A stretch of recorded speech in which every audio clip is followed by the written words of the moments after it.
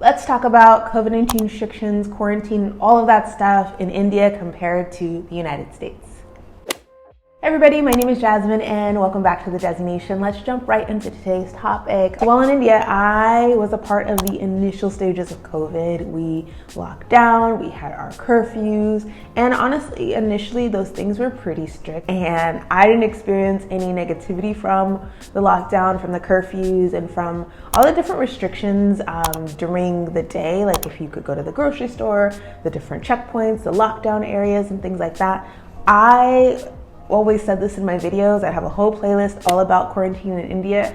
I just followed the rules, so I did not experience any of that negativity, but there were a lot of people that did in fact experience like the repercussions from a strict lockdown and the effects of being locked down, what that did to maybe their businesses or their family situations and their money, the economy and things like that. And so lockdown in India, although positive for the health and the public health of the country and the different cities and its people, maybe it wasn't all that great for the economy and for people's livelihoods and things like that. And so I think that is why we saw that shift from this extremely strict lockdown to kind of controlling those numbers to then slowly opening things up in stages. I would say that from my perspective, being a foreigner in India, I saw that those stages were done in a pretty organized manner. And I guess America did open up with essential services, but it did feel like from an outside perspective looking in, after the essential services were opened up and everybody else was given the green light, all of the other services started opening up too. So I just heard from family members and watching the news that here in America, things were just rapidly just going. And that was super interesting to hear about and see about on the news. I have so much more information about what I did and what happened in India than I do in the States, but I'm gonna do my best to give you that comparison that you love.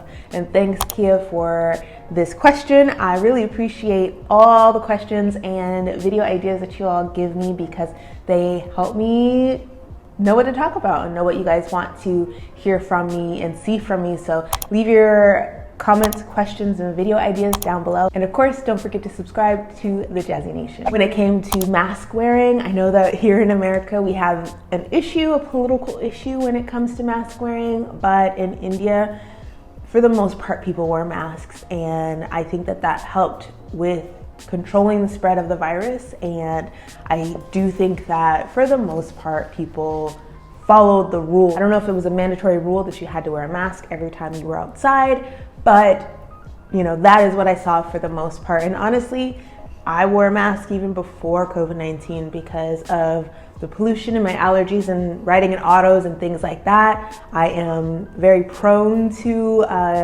getting sick in general, so I would always wear a mask. But I know that here in America, what I've seen so far is that people are in fact wearing masks. There are signs outside of stores and restaurants and things like that saying that masks are mandatory to come into the establishments, and individual stores in the bigger malls also have mask signs, and I think that that's just a way to further protect themselves.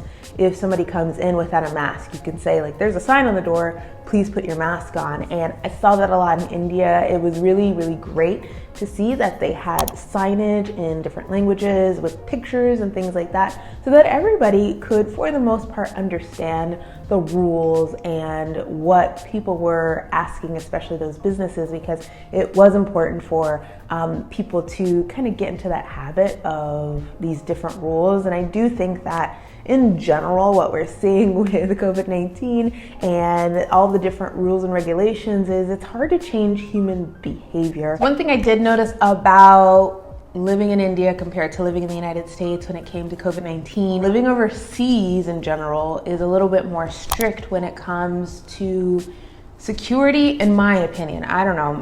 I don't know how it really works here in the States, but even when there is no pandemic, you are being checked at grocery stores. You have to go through metal detectors before you go into the mall and different things like that. It's a little more strict. It really is. And I don't hate it. I really don't hate that. And so maybe we can talk about security and checks and things like that in a future video. But what I will say about COVID-19 and how that was handled from a more security standpoint was For the most part, when I was in India, and again, it could have changed rapidly within a day or a week or months since me living there, but our temperature was checked when we went to grocery stores, when we went into, I mean, I didn't go into the mall, but I know that even like IKEA, I heard that they were taking your temperature, and you even had to park like 6 or more feet apart. And you were basically being monitored, quote unquote, for the most part when you went into certain places. When I went from India to London, from London to the US,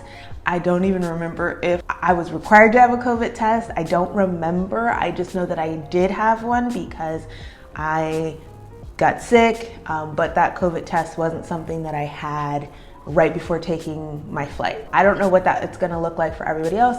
Those restrictions might be different now, and they might be stricter or they might be more lenient. So you want to make sure to do your research before you travel or you fly anywhere. With America being less densely populated, you are under the illusion that maybe COVID-19 is not really a thing because you don't see people congregating, you don't see people maybe eating together as frequently. Although it's happening, it's something that you are not seeing as regularly, and so I think that gives the illusion that maybe COVID-19 doesn't exist at times. And sadly, if you or your family member has not been physically affected by COVID, you definitely do not feel like it exists or that it's something that is going to affect you. And so I feel like, speaking about human behavior again, it's hard to change people's behavior and their mindset when it doesn't directly affect them. And so, you know, there are a lot of things we could say about that, but I feel like the way that I felt about, you know, living in India, it definitely felt like India and Hyderabad in particular was really focused on how is COVID-19 affecting me, but also those around me. What I don't feel is that COVID-19 here in the United States is looked at as a community problem. It's more looked at as like an individualistic problem. That's just my opinion, and maybe it's my little bubble that I've put myself in. I have in fact put myself in a more self-isolating position, and I mean that is sometimes looked at as weird as well, but that's what I was doing in India and that's what I'm doing here. I might go out to a couple of more stores here because they are open and I have access to them, you know, just by walking. But overall, I do hope that this thing gets better and that 2021 is a better year for everyone in the world. And yeah, thank you, Kiev, for your question. I really, really appreciate it. And yeah, I think that I'm gonna go. I have a live stream that is coming up in a couple of minutes, so let me get myself ready for that. And yeah, y'all have some good questions. Let me check my notes, just make sure that I got everything. Did I get everything? I got everything. I think I got everything. All right, I got everything.